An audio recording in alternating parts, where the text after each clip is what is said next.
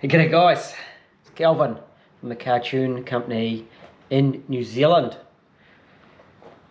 I've been sent another wiring loom, as per normal. This time it's a 1UZ Vvti out of a UCF20 LS400. It's just a normal loom, you know, plugs are broken. And guys, I go through this all the time, and of course the factory cars, all these plugs are breaking as well, and then the cars are becoming unreliable. These ones are prone for a breakage in the crank sensor wiring. Oh, sorry, I said crank sensor, eh? In the cam sensor, like the cam position for the Vvti sensors, the ones in the middle of the head. Those wires are a little bit prone to getting some breakages in. These Vvti solenoids, water temp. These are the 3 plugs on the ECU, all the normal stuff.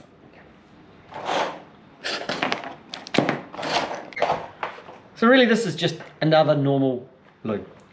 But when this one arrived, it was absolutely filthy. I wouldn't want to touch it. I didn't want to work on it. So let's discuss ways of cleaning our wiring loom, shall we? First way, I've got the main workshop. I've also got a little wiring set up at my house. It means I can get away from Jason. And hey, Jason and I are good mates, but there are times when we need to be away from each other. And I can get home and have my own space and do a bit of wiring. Which means it makes it really convenient, because here I have a loom washing machine. So you just put the wiring loom in the washing machine. It all fits. No beauty. It all fits. And we turn it on. And then the wiring loom is going to come out nice and clean. We take it out, hang it out in the clothesline to dry before we start wiring it.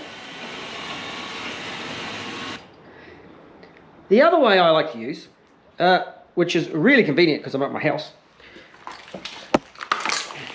is we take the wiring loom, the dishwasher, which are particularly good for washing wiring looms. Now what I've actually found is the basket here isn't always ideal, so we remove that. Place the wiring loom into the dishwasher.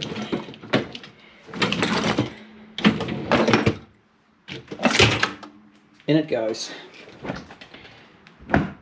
And again, away it goes. And as you can see, I'm really fortunate. My clothesline is just out here. Very, very windy, so it dries those wiring looms incredibly quickly. It's really windy today, and it is actually a bit wet, so you have a dry day for drying the wiring looms, of course.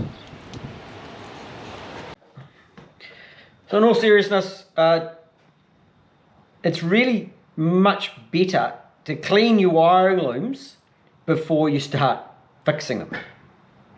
It's better for your hands, it's healthier for your hands, and for those of you that think I was just being serious, I actually take them to the workshop and I use my water blaster to clean them. I get in with some heavy duty degreaser first, and I degrease them, and then I hit them with the water blaster, and then I have like an environmental cleaner, EnviroClean, biodegradable, and it's just like a general purpose cleaner to clean the oily residue of the degreaser off. And then we actually have a wiring loom that I'm happy to work with. So the dishwasher would probably work just fine. Right, I'm going to get in and I'm going to sort this wiring loom. A full set of plugs, relays and fuses. It's going to be an auto. A few hours time, I'll have it sorted. Slightly sarcastic, it's more than just a few hours worth of work. And that's another thing that a lot of guys get stuck into these wiring looms. They don't realise the time involved to do the loom properly.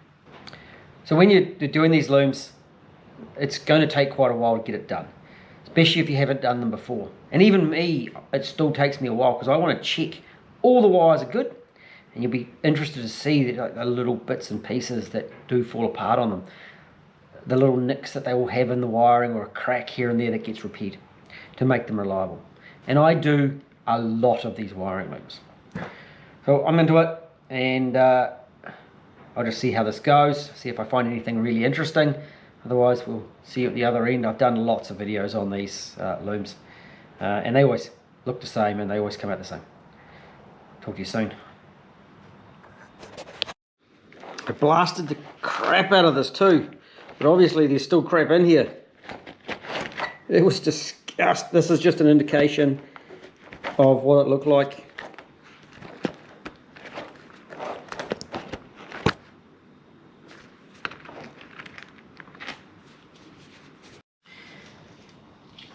So it turns out I've got something to show you. I've been hooking into the loom and I've started just taking all the tape off. Having a bit of a look inside, see what I find. And there's the normal stuff, which is like this stuff here, which they use to cover these. And it falls apart, and that's pretty normal. So if I pull this back here, we'll try and get some light in there, eh?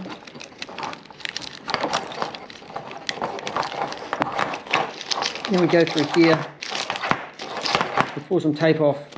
So that's actually the bit I was going to talk about, but there's taped into here is the remainder of what used to come out here.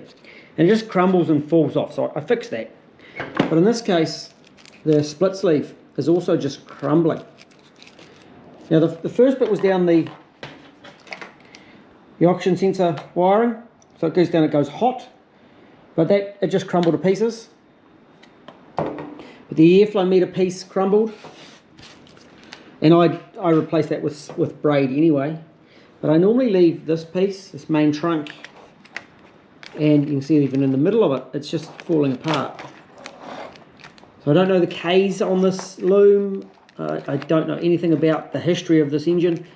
But this sleeving, I would normally recycle it and use it again. It's normally perfectly fine. Nothing wrong with it. It's normally soft and supple, but this one is not. So I'm going to replace them as well, along with down to the gearbox or the transmission. Same thing, it's just falling apart.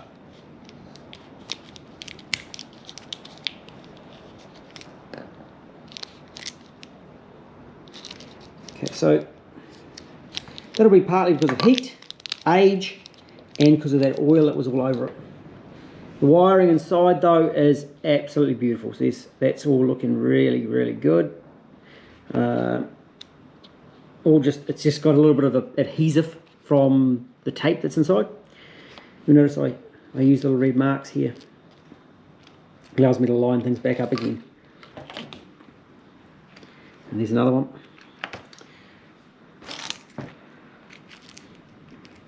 I was hoping for just a quickie. Turns out I'm not going to get a quickie today. It's a bit of a longer one. Right, I shall continue. Oh, what else I did? Oh, wait a minute. Here we go. Water. So these don't have a water temp sensor for the dash. It doesn't exist.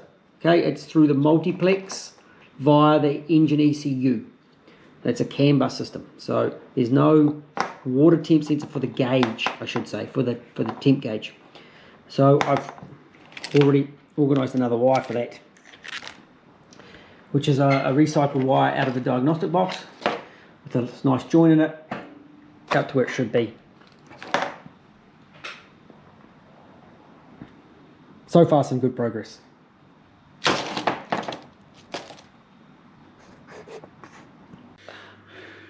I'm lost. He's got dead RAM, and he actually managed to charge his camera. Yeah. So good. Yeah, I had a chat with my neighbour this morning, and I've got a ram who's not a pleasant ram. He has a tendency to chase me, and I carry a ram adjustment stick. And my neighbour, he got lent out to the neighbour, and the ram died. And I'm 2 weeks away from putting him out with my ewes. So he's really stuffed me up, that ram, in a really good way. Well, bad way. He stuffed me. Anyway, we have this wiring loom. I come across the workshop. We got the box. There it is. We've got the braid on it. It's looking pretty good. So Jace is going to give me a hand. And that's some old crap that was with it. We'll go through that while we're putting it on. And we're going to fit that loom. It's not actually a 1UZ we're using. We're going to use my 3UZ as per normal. We'll put the 3UZ coils in it. No, we're not. We're putting the 1UZ coils in it. And we'll put the Do you know if this throttle body's a good one? I don't know. I actually have to do some throttle body testing. I've got one from down country too that needs checking. But they're pretty much the same thing between a 3UZ and a 1UZ, except 300 cc's. And we're not going to change the 300 cc's. Well, you could just put it on the 1UZ. Yeah, that one's still got a wiring loom on the 1UZ. Have you noticed that see this 3UZ's got the pink injectors? And that one's got white injectors? And that one, yeah. Oh, that was just that. See that, the 3UZ over there, that's got pink injectors. And I went, oh, the later model ones have got a different colour, because I was doing a video on that one. And I went, oh look, these later model, oh wait, they're pink. And I thought I was going nuts. And then I checked part numbers, and they part number the same. I couldn't find the difference, but those are different. I just showed, they're definitely white. They're definitely not pink, they're not faded. So some of the 3UZs definitely have a different colour. Man actually asked me what the difference was. They're a different colour, because I don't actually know. But we will find out. We might have to get some flow tested. Right, so step one, fit the wiring loom. Oh, change coils? Yep, fit the wiring loom.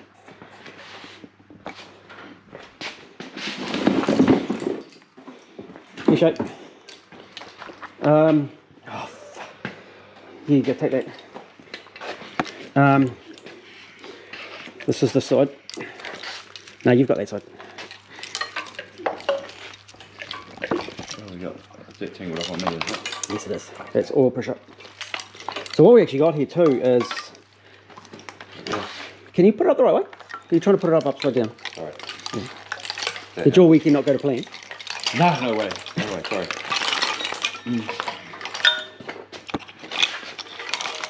The white one's now the airflow meter. And up until this point, I've been using the factory 3-pin plug at the back. And that's why my test motor's got the factory 3-pin. Discontinued. Can't find any anywhere. So I put a Deutsch plug on it, which is going to give us difficulties. We'll have to build up a little adapter.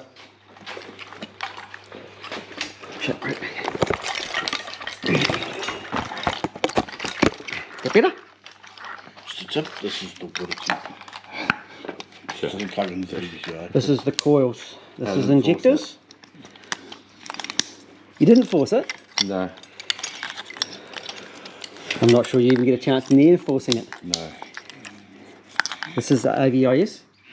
So that's the same as that speed sensor plug.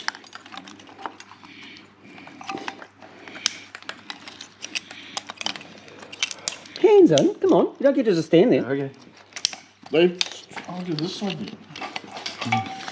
Hey, guess what? These. Oh, there we go. How to put a loom in a few minutes. No, you've just put. Does that look right to you? He was trying to plug the water tube sensor into the Vvti, so come on. Does that look right? We've got this coil without a plug on it. They are the same plug. I haven't seen that attempted before in that manner. It wasn't me, man. It wasn't you? Seriously, it wasn't freaking me. Okay, so Vvti don't have factory water temp because it's got multiplex. Goes through the can on the ECU. So I've still got the grommet. 151 Crown Vvti have a sensor because they don't have multiplex, but otherwise they. Oh, yeah. But so you've still got the grommet there to fit it. So yeah, cool, eh? Yeah, it is very cool. Okay, so this is for the airflow meter. Can you find me a 1UZ Vvti airflow meter airbox? So it's going to have the big wide spacing in the bolts, 10mm bolts wide. There's one over there. Okay. There's a little bit of a trick here. They just slip it in like this. Yep, that's it.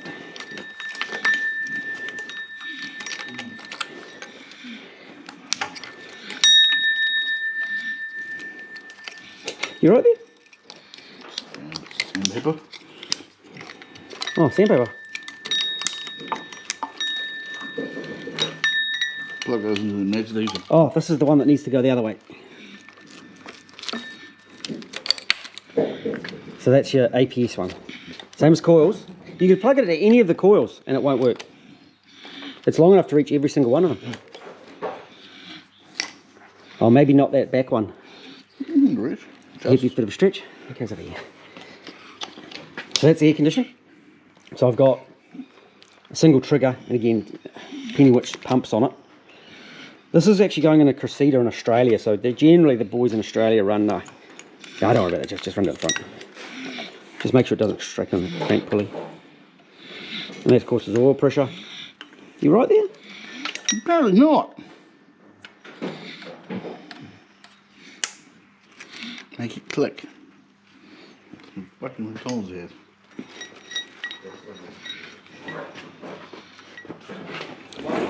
I'll just get the Yeah, you're in the right place. Yep. Should be an airbox there. Get the cart. car. So, Car. oh, there's a car. Yep. We probably should put earth straps on today. Gravity's still working. Your ram's not. Stuff you. All your rams aren't working. No, none of my rams are working. My little one's got pink eye. Look at take on some bees. The other, yeah, stung to buggery.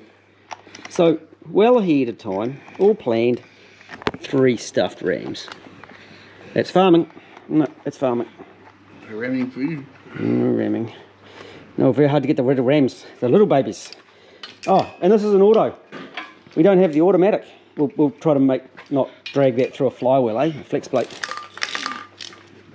So we will need a start and pivot. Do we have oxygen sensors in this engine? Oh, we do.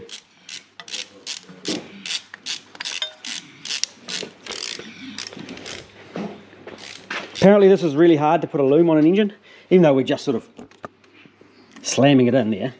We have just fitted the whole loom in that amount of time. There was 3 of us.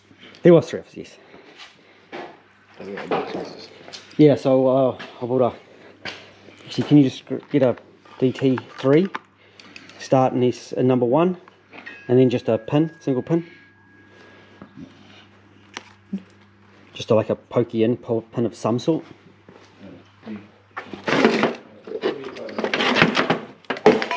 Oh, gravity is working. Righto. We have an ECU. It's good. We have some relays and fuses. Standard setup. Now, it came with really ugly start loom and a really ugly alternator loom. So what I've done here is I've just grabbed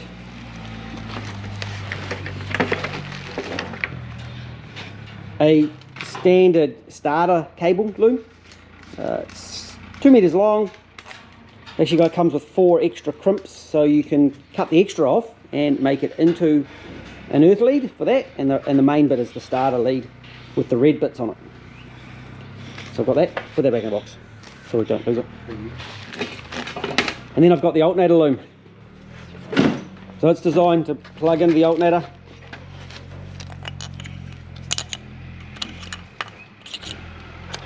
It's quite tricky with one hand. It's like doing a bit of Blair Fox. Blair Wolf? Blair Witch. Blair Witch, yeah. My day really isn't going to plan. I might go back to bed. Right, good. No, I don't actually need to put it in because we're not actually going to connect it up. And then it's... Is this $750? Dollars. No, millimeters. Hey, you know what? We're just gonna start again. We'll just see you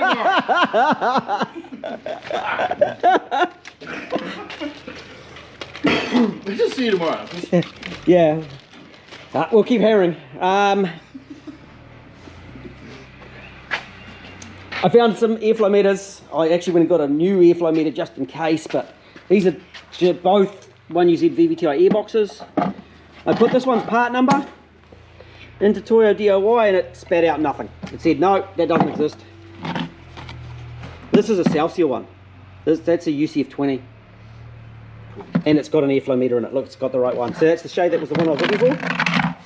So what Toyota did in their wisdom is into the UCF20 they gave all the airflow meters this plug, but then they changed the pin out on them. Oh. And into the 3UZs as well, same plug, Different pin out. Different pin out. That'll So fuck people up, eh? it does. Yeah. I'm yet to do a video showing interchanging them.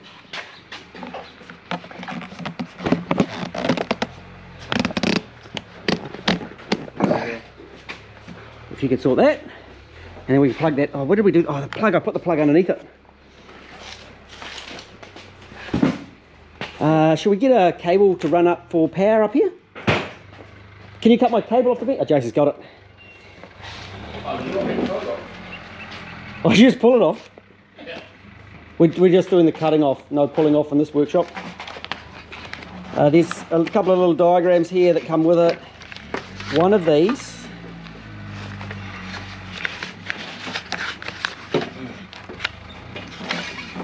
is I've modified this factory plug. So I've changed some wires around in it. So I've given the modified wiring for that. And we start in. Can you get, we'll need a 11 and 12. Water temp, tacho, speed. Where's the return line going? I can't find it. It doesn't have one. Okay. VVTIs are returnless. Okay, so we haven't explained that to you yet, have we?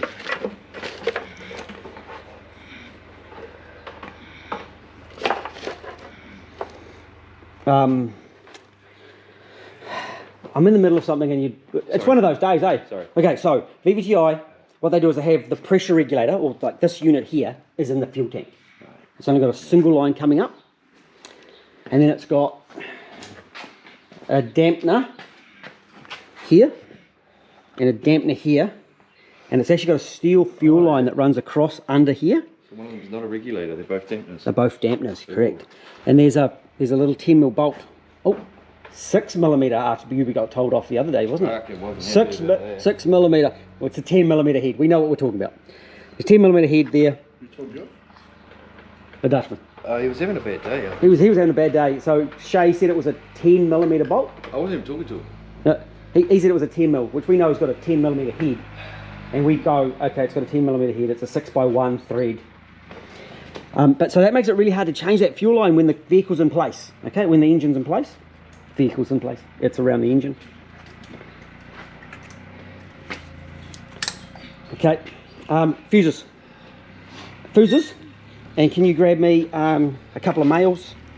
Because there's our start and there's our ignition right there.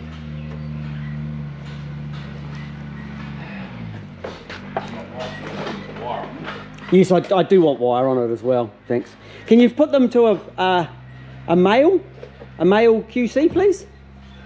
Terminal, male QC, not the QC, just the terminal. Non-insulated OBD2 plug, so we can communicate. These ones plug into the ECU. How many you want? 2. Yeah, I only need start and ignition.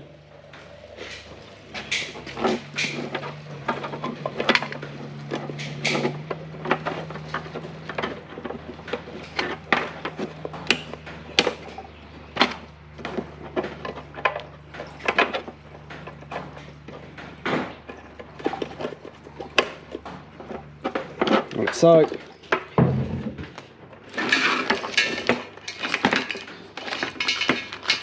I have supplied the extra plugs. I'll put them back in the box. Okay, so those are the crimp plugs.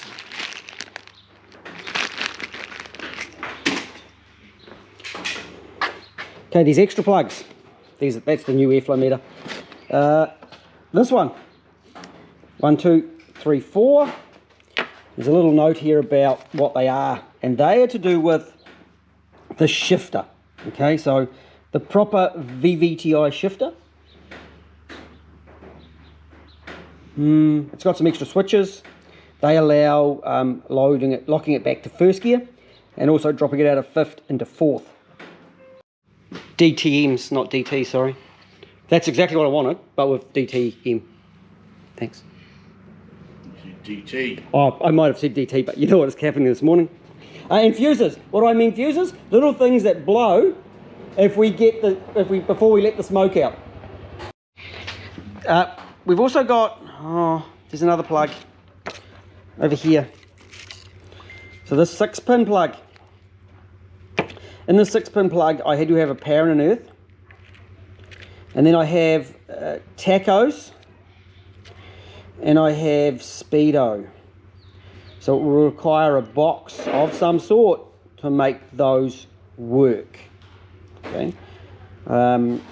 Alternatively, nowadays we've also got OBD2 output units, so you can plug in something into the OBD2 if it's in the stream.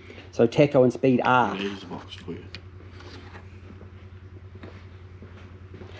I don't think this is the kind of box. I plug it in, it outputs a speedo and a taco. You can imagine whatever you want with that box. It's a small box that you can slip things into. Fantastic. Thanks, Jace. STA. So that's like the start. Shifter. Accessory. That's good.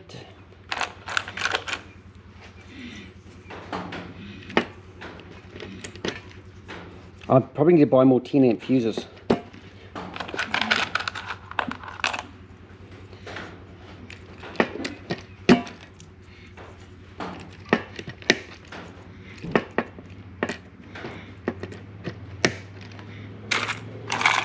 What do we got? I think I got 18 amp wire on the fuel pump.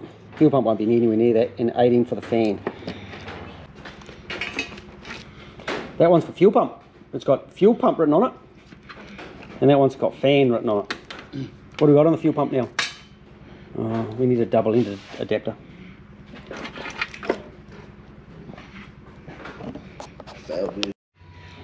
Jason's off making a proper thing. I use a split pin. Okay, we've powered up this one, which is a red-orange wire. Got a humming throttle body.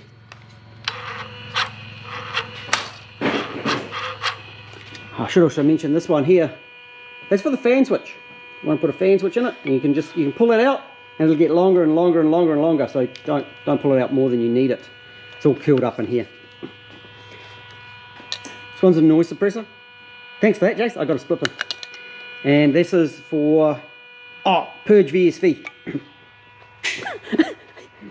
It would probably be better than my split pin. No.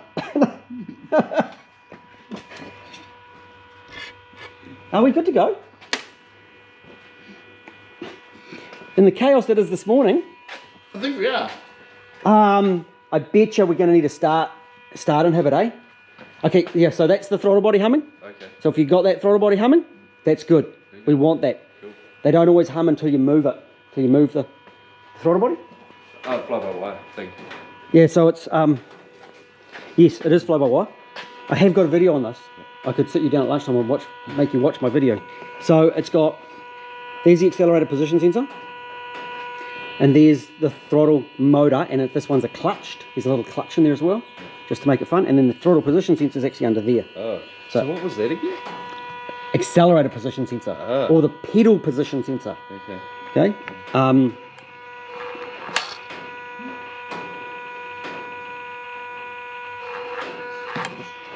And I've got start inhibit switch.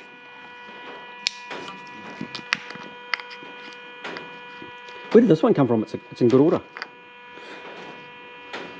Can you crank it, please? Green wire. Carefully, That was got power on it. We should just get it the other way. Oh, yeah, just get it my legs. Give it a little flick. Wait. Try again. Oh, try again. Ha ha! It works in park and neutral. Go.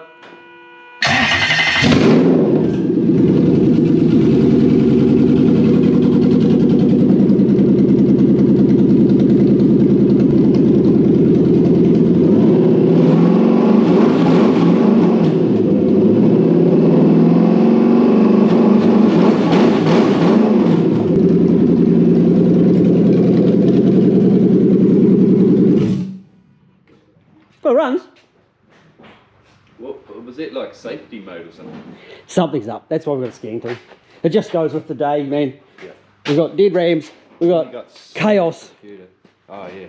We've got chaos, but we've got a standard computer. So we'll plug the standard computer, the scan to it, and we should be able to see what's going on. Accelerator still works, so I don't think it's an accelerator position error. Airflow meters. Actually, I don't even know if that airflow meter's in. It can't be put in the wrong way, these ones.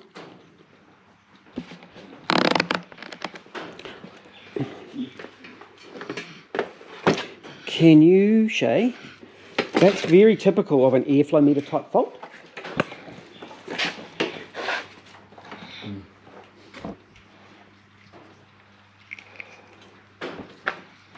OBD2.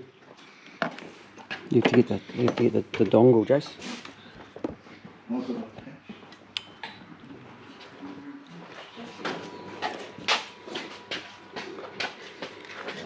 Which wire is going to have the 12 volts in it? Oh, not the brown one. The white one. Oh, you need your other one, don't you? My modified one. Yeah. I think this is actually my one from home. Oh, this?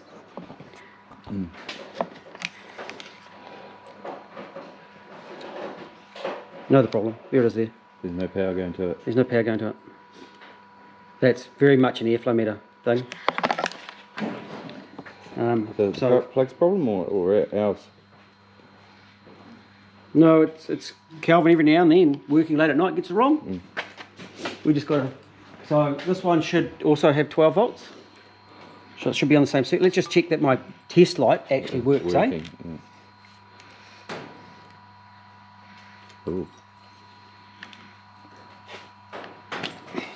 You got a dart, have you? Oh no, it's working. Test light definitely works. Yeah.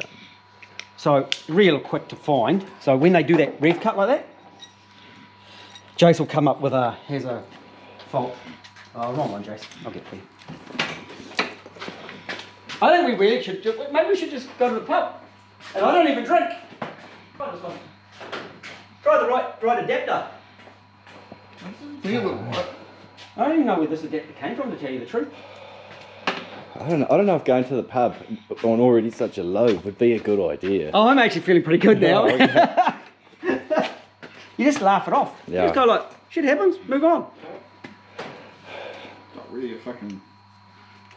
This is conversions. This sort of stuff happens all the time with swaps, man. You get issues, and it's just how you overcome those issues. It's alright. Micah the other day, I was like, I had some dash 10 line. Turns out dash 10 and dash 12 is not the same. No, Jace, not the same. Different. So now I have to get some dash 10 fucking line.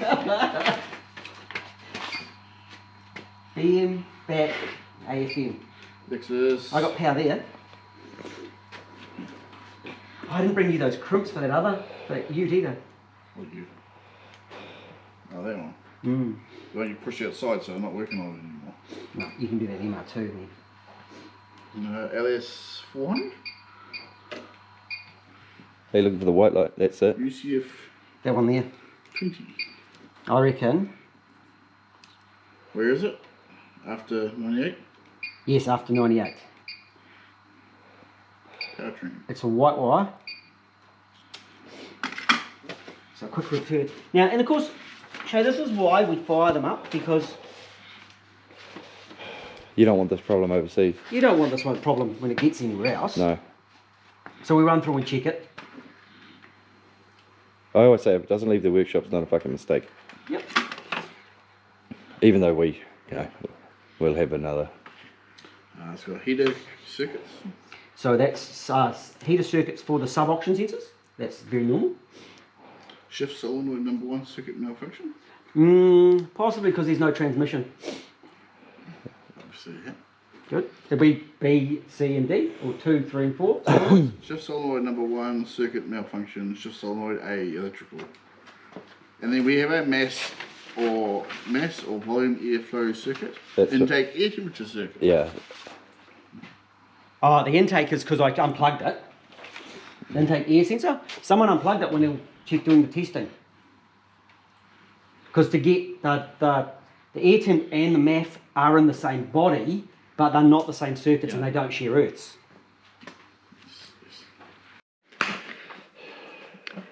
Shay just asked a really good question about the oil pressure switch going to the ECU.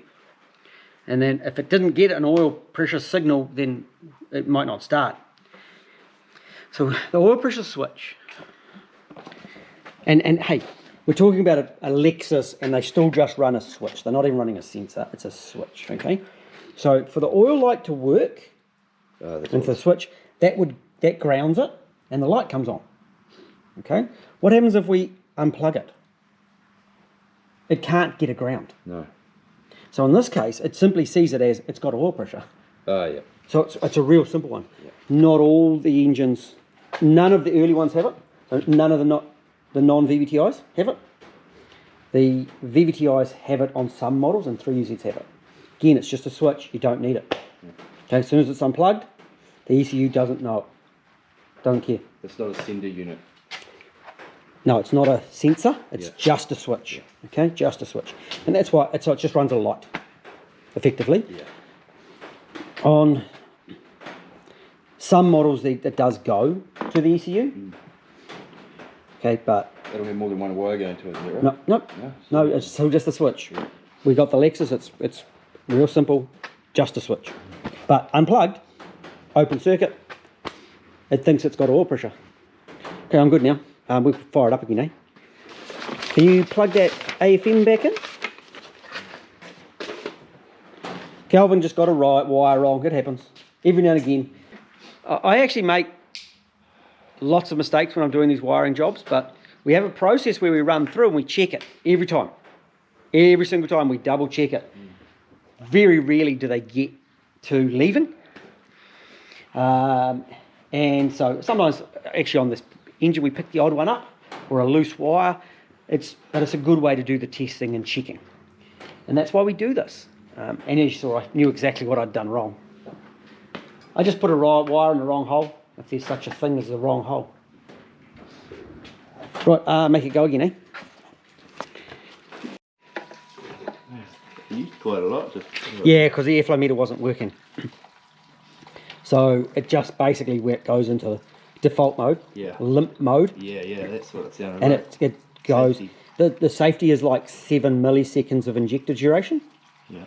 Instead of like probably about 3.2 when it's cold. Oh, so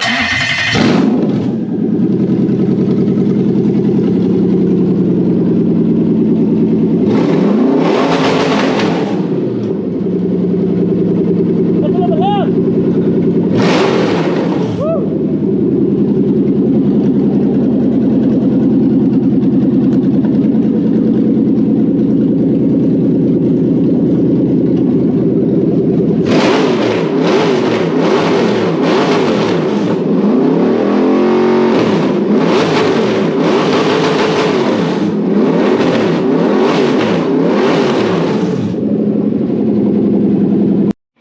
Righto.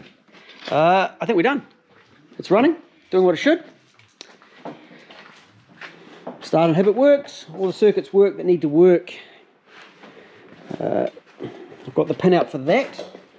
So if extra wires need to be added, they can. Like some air conditioning and stuff like that, they can go into that plug. That's shifter, of course.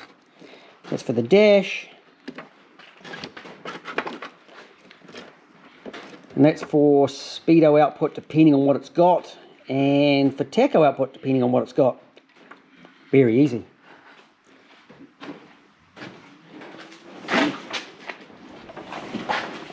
Right, we're going to be taking another engine off the loom again. Oh, engine off the loom. Loom off the engine and get it in a box ready to go away to Australia. So I hope that's been helpful. We'll talk to you again soon. Catch you later.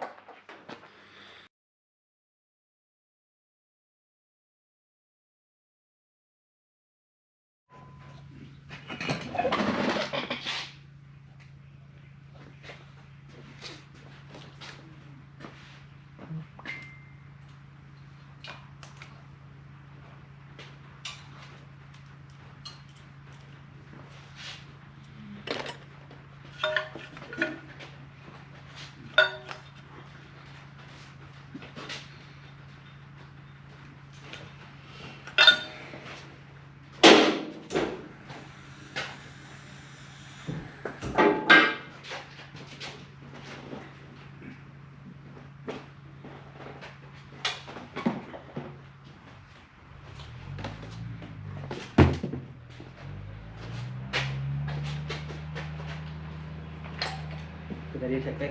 Yeah. This on my bench, on my wiring bench, please. My one, not Jason.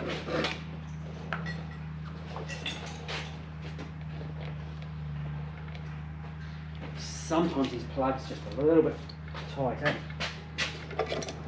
So I just grab a suitable tool and I'll just pop in like this.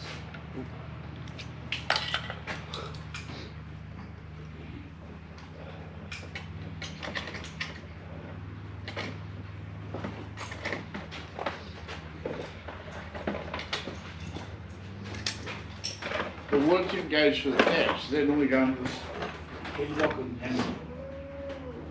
Here's the wood, yes. there's another one on the back of the head. Look, you've got this U-tip. One there, we've got this U-tip with one.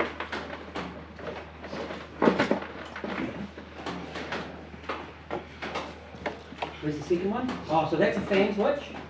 That's normally a fan switch. And it would normally be a water temp gauge one in here.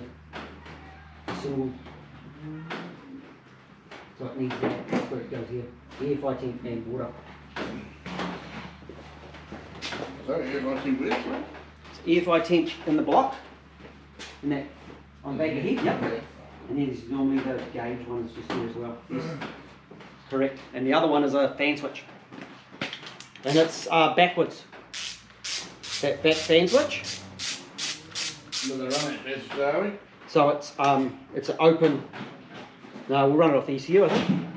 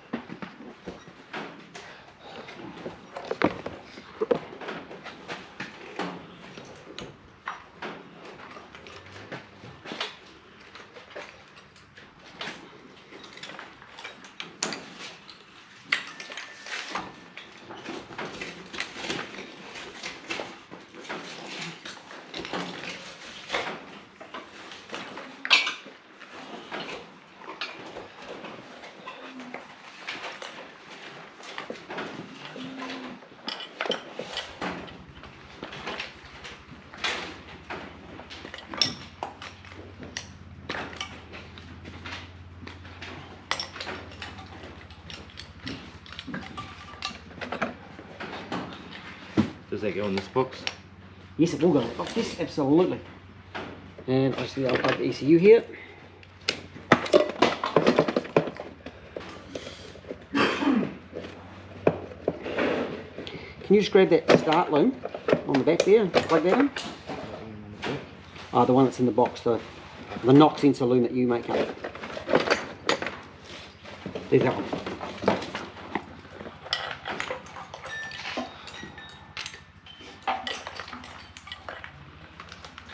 One more inject up.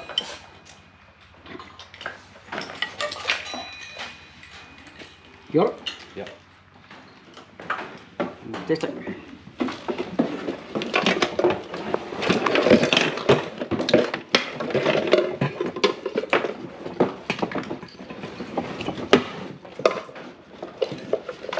Here's the ECU. We've got a start loom in there. We've got the alternator loom in there. We've got ECU relays. And there should be a couple of lids for that relay lock.